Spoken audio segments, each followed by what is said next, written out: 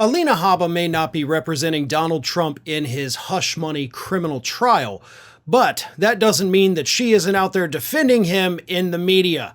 And this week, she not only went out there in the media and defended him while also repeating the lies that he is telling, but she also offered one of the dumbest criminal defenses that I think I've ever heard.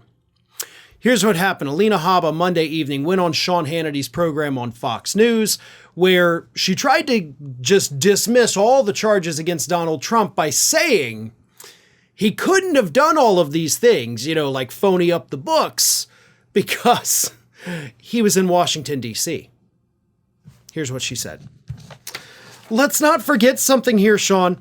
President Trump was in Washington when this is happening. When somebody made a notation in an accounting record at Trump Organization, he was in Washington taking care of this country.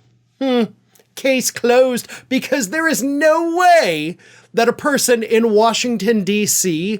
could direct another person in New York City. That is just crazy to think that somehow a person in a different location could tell somebody in another location what to do.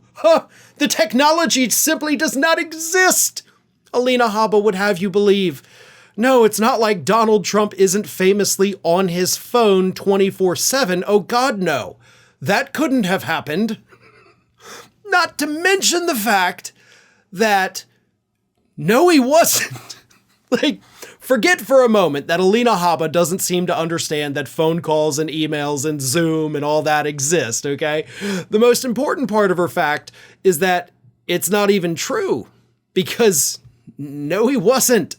When a lot of this took place, Alina, he wasn't even elected president yet. This began in September, October of 2016.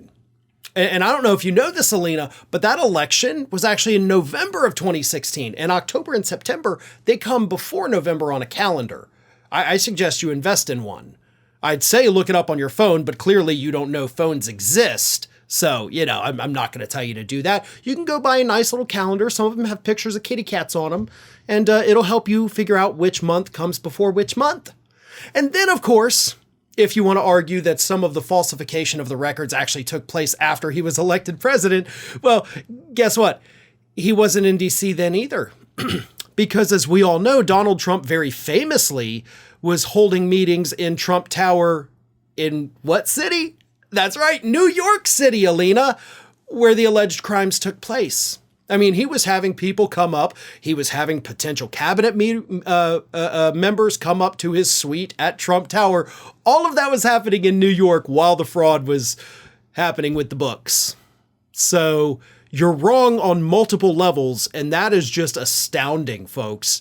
It's one thing to be wrong. It's another to be wrong twice in your own lie. But don't worry, that's not the only lie that she told. She also spread the false assertion, which has been making its way across Fox News these last 2 days, that the judge is preventing Donald Trump from attending Barron Trump's high school graduation, which is not the case. In fact, the judge actually said, I'm not going to make that determination yet.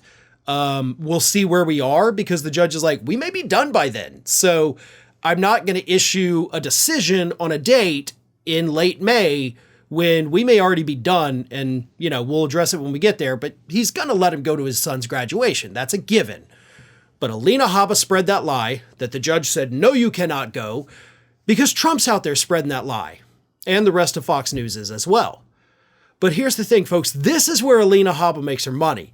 She's not being paid. She's not being kept on because she is a brilliant legal mind. God, no. Trump keeps her around because she is one of the only people willing to go out there in the media and say something so incredibly stupid and false when the rest of his people are like, listen, I'll defend you, but I draw the line at, bending reality to your whim.